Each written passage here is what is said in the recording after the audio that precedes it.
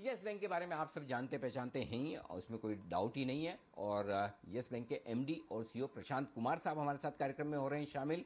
और प्रशांत कुमार साहब के नेतृत्व में यस बैंक ने एक कमाल किया है इस तिमाही के नतीजे में, और वो ये कि पिछली 10 तिमाहियों के सबसे बेहतरीन रिजल्ट्स आए हैं मुनाफे के लिहाज से। यस बैंक के मुनाफा जो आया है 206 करोड़ का पिछले 10 तिमाहियों यानी कि 2.5 साल का हाईएस्ट मुनाफा आता दिखा है। प्रशांत कुमार साहब, स्वागत है आपका। बहुत बहुत धन्यवाद सर, आपने जी बिजनेस के लिए वक्त निकाला अपने नतीजों पर बातचीत करने के लिए। सबसे पहला सवाल यही लेना चाहता हूं, 10 तिमाहियों का सबसे बेहतरीन मुनाफा, क्या खास वजह रही है इस बड़े मुनाफे के पीछे सर?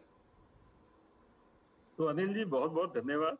और जो हमारी पिछले एक साल की जो तैयारी थी, अगर आप देखें पिछले एक साल में हमने जो भी किया, जैसे प्रोविजन अपना पूरा बढ़ाया, तो जितनी भी हमारी लेगेसी प्रॉब्लम थी कॉरपोरेट साइड में, उसका पूरी पूरी तरह से we have taken care of that.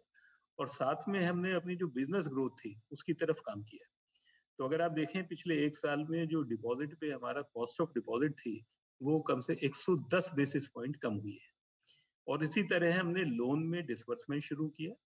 Retail में 23% की ग्रोथ हुई है। कॉरपोरेट में भी हम डिसबर्समेंट कर रहे हैं, पर उसके अंदर ग्रोथ नहीं दिखाई दे रही, क्योंकि जो हमारे बड़े और थोड़े से रिस्की लोन थे उससे हम बाहर आए। पर क्योंकि अब वो चीज खत्म हो चुकी है, तो आने वाले समय में हमको कॉरपोरेट में भी ग्रोथ दिखाई देगी। तो जिस तरह हम अपनी कॉस्ट ऑफ डिपॉजिट कम कर रहे हैं, हमारा सीडी रेशियो 100% पहुंच चुका है। हम इसी लाइन पर आगे काम करेंगे, जिसमें डिपॉजिट और लोन दोनों में बिजनेस ग्रोथ होगी। और साथ में जो हमारी डिजिटल कैपेबिलिटीज है, उसको अभी तक वो ट्रांजेक्शन में ज्यादा थी, अब हमने उनको अपने जो डिपॉजिट के कस्टमर हैं उनको बैंक से जोड़ने के लिए, और जो क्रेडिट अंडर राइटिंग है उसके अंदर हम उसको यूज कर रहे हैं। और साथ में क्योंकि जैसे यूपीआई में हमारा 46% मार्केट शेयर है, तो हमारे पास बहुत बड़ा कस्टमर डेटा है। हमने एक एनालिटिक्स डिपार्टमेंट भी शुरू कर दिया है। तो आगे हमारा जो बिजनेस की कॉस्ट है वो कम होती जाएगी, और अपने कस्टमर के लिए बहुत कन्वीनियंस मिलेगी। परफेक्ट, बहुत ही बढ़िया सर। तो ये मुनाफे के पीछे खास वजह रही, और आपकी एसेट क्वालिटी भी मैं देख रहा था, ग्रोस लेवल पर, नेट लेवल पर तिमाही दर तिमाही पिछले क्वार्टर से इस क्वार्टर में कंपेयर करें तो स्टेबल है। कोई ऐसी खराब नहीं हुई है, बहुत इंप्रूवमेंट भी नहीं है। तो पहले तो ये बताएं कि इस क्वार्टर के एसेट क्वालिटी के बारे में, और सर बाकी बचे हुए जो 6 महीने हैं इस साल के, इस फाइनेंशियल ईयर के, उसके बारे में आपका क्या विचार है? तो अनिल जी, अगर आप एसेट क्वालिटी पे देखें तो कॉरपोरेट में बहुत अच्छा इम्प्रूवमेंट है। अगर कॉरपोरेट में देखें तो हमारा जो स्ट्रेस पूल में कम से कम 2500 करोड़ कम हुआ है। रिटेल एसेट, जो कि सबको मालूम था, जिस तरह सेकंड वेव का इम्पैक्ट हुआ है पूरे देश में और हमारे अपने एम्प्लॉयज पर भी, उसमें रिटेल और एमएसएमई पे थोड़ी सी स्ट्रेस बढ़ना बहुत ही स्वाभाविक था। तो वही हुआ है। पर हमने ये भी देखा कि जून के महीने में जैसे जैसे चीजों में इम्प्रूवमेंट हुआ, जो कलेक्शन एफिशिएंसी जो अप्रैल और मई में गिर के 86-87 आ गई थी, वो फिर से 394 आ गई। तो जो रिटेल और एमएसएमई में स्ट्रेस है, ये एक बड़ी टेम्परेरी स्ट्रेस थी, परमानेंट स्ट्रेस नहीं है। और जैसे जैसे सिचुएशन इंप्रूव होगी, इसमें भी हमें इम्प्रूवमेंट देखने को मिलेगा। और कॉरपोरेट में तो एक बहुत अच्छा इम्प्रूवमेंट हम देखते जा रहे हैं। और आने वाले समय में भी जो हमारी रिकवरी और अपग्रेडेशन होगा, उसमें अगर कोई भी हमारी स्लिपेज होगी, वो उससे ज्यादा होगी। ओके, प्रशांत कुमार साहब, सर आपने, जब भी मैंने आपसे लगातार पिछले साल 1.5 साल में बात की, आपने बहुत क्लियरली कहा कि हमारा फोकस रिटेल पर है और रिटेल से हमारी बढ़िया ग्रोथ आएगी। अभी आप बता भी रहे हैं कि 23% ग्रोथ वहाँ से आई, तो रिटेल वाली ग्रोथ तो बरकरार है। अब क्या कॉरपोरेट की भी ग्रोथ आने की तैयारी में? तो क्या बैंक, वो कहते हैं ना, firing on both the cylinders, मतलब दोनों तरफ से रिटेल और कॉरपोरेट की ग्रोथ का फायदा मिलेगा अगले 6 महीनों में? दोनों का बैलेंस कैसे देख रहे हैं सर आप? तो बैलेंस अगर आप देखें तो हमने जब शुरू किया था मार्च 20 में, तो हमारा जो कॉरपोरेट था वो कोई जी। 56 था और 49 रिटेल था। अब 49 44 रिटेल था, अब 44 से बढ़ के ये 53 हो गया। हम इसे मार्च 23 तक 60% तक ले जाएंगे। पर कॉरपोरेट में भी हमारी ग्रोथ देखें, हमने कोई 3,500 करोड़ का डिस्बर्समेंट किया है फर्स्ट क्वार्टर में। ग्रोथ में वो दिखाई नहीं देता, क्योंकि जो हमारे बड़े लोन थे और रिस्की लोन थे उससे हम बाहर आ गए।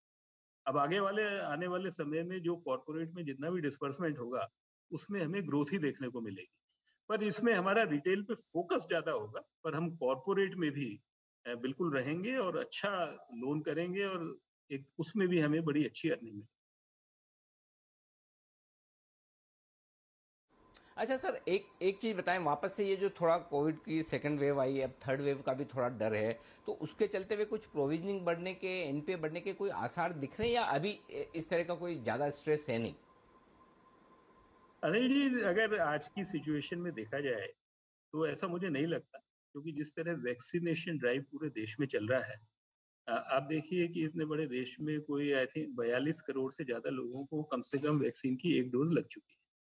और बाहर के देशों में भी वैक्सीनेशन के बाद जो भी इम्पैक्ट हुआ है, वो इम्पैक्ट इस तरह का नहीं हुआ जिस तरह हमने अप्रैल और मई में देखने को मिला है। तो मुझे लग रहा है कि अगर नंबर होंगे भी, चाहे थर्ड वेव होगी, उसका इम्पैक्ट इकोनॉमी पर, लॉकडाउन पे और health of our customer and employ would not be that much. तो मुझे लग रहा है आने वाला समय काफ़ी अच्छा रहेगा और धीरे-धीरे जिस तरह इम्प्रूवमेंट होता जा रहा है, हम उसके पार्ट बनेंगे और बैंक आगे अच्छी तरह प्रोग्रेस के मार्ग पर रहेगा। अच्छा सर, एक चीज़ और जो मैं जानना चाहता हूँ, हाल ही में ये जो चर्चा में चल रहा था मास्टर कार्ड को लेकर, कि वहाँ पर जो बैन लगा है, क्या कुछ असर पड़ रहा है आपके बिजनेस पर, या कोई खास फर्क नहीं पड़ता? देखिए, हमें फ़र्क तो ये पड़ेगा कि अगले कोई 60 से 90 दिन के अंदर हम अपना कोई भी नया क्रेडिट कार्ड इश्यू नहीं कर पाएँगे। हमने ऑलरेडी रुपए के साथ एग्रीमेंट कर लिया है। वीज़ा के साथ भी अगले 1 सप्ताह में एग्रीमेंट साइन हो जाएगा। पर 2 से 3 महीने के अंदर हम नए क्रेडिट कार्ड इश्यू करना शुरू कर देंगे। और इसका जो होगा, हम कम से कम इसका लॉस होगा कोई 75,000 से 1 लाख क्रेडिट कार्ड, जो हम इन 2-3 महीने में करते हैं, वो अभी नहीं कर पाएँगे। पर हमारी पूरी स्ट्रैटेजी ये है कि मार्च 22 तक जो भी ये शॉर्टफॉल था 1 लाख का, वो हम पूरा कर लें। तो हमारी कहीं भी प्रॉफ़िट पर इसका कोई फ़र्क नहीं। ओके, प्रॉफिटेबिलिटी पे फर्क नहीं पड़ेगा नए कार्ड इशू होने पर, उसकी भी आप इंतजाम कर ही रहे हैं, रुपए और बाकी जी, वीज़ा के साथ टाई जी अप सर। करके। प्रशांत सर, बहुत बहुत शुक्रिया आपका हमारे लिए वक्त निकालने के लिए, नतीजे पर विस्तार से बातचीत करने के लिए, और बाजार को नतीजे पसंद आते हुए दिख रहे हैं। आप देख सकते हैं यस बैंक का स्टॉक 5% मजबूती के साथ ट्रेड करता हुआ।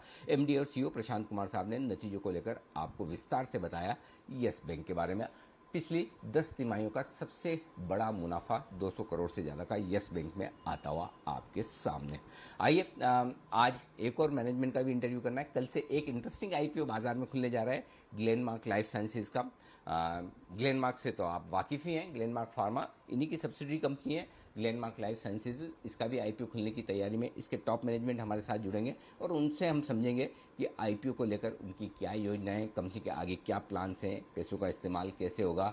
और इंटरेस्टिंग कंपनी है, तो आपको जानना समझना भी चाहिए कि आगे क्या कुछ होने वाला है। तो ग्लेनमार्क लाइफ साइंसेज के आईपीओ की भी तैयारी है, लेकिन इससे पहले एक बार जल्दी से बाजार पर भी नजर डाल लें। 15,900 के नज़दीक पहुंचा है।